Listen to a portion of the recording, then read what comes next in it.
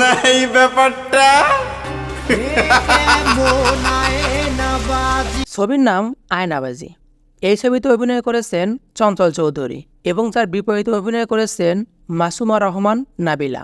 তাকে আমি কোথায় যেন দেখেছি। আর আমার জন্য অভিনয়। কোথায় দেখেছেন? জাহাজে বা সাগরে? আমার সম্পর্কে অনেক কিছু জানা আপনার এখনো বাকি। আয়নাবাজি ছবিটি রচনা করেছেন গাউসুল আলম শাওন এবং পরিচালনা করেছেন অমিতাভ রেজা। এই ছবিটির মুক্তির তারিখ ছিল 30শে সেপ্টেম্বর 2016। আমি দৈনিক সকালবেলা পত্রিকায় কাজ করি। আমি তানিশার ব্যাপারে কোনো রকম মন্তব্য করতে চাই না। এই ছবিটিও বাংলা ভাষায় নির্মাণ করা হয়। আয়নাবাজি ছবিটির বাজেট ছিল 1.70 কোটি টাকা এবং যা হতে আয় করেছে 2.13 কোটি টাকা। এইবার আসি ছবিটির মূল গল্পে। আমি আপনার ব্যাপারেই কথা বলতে আসছি।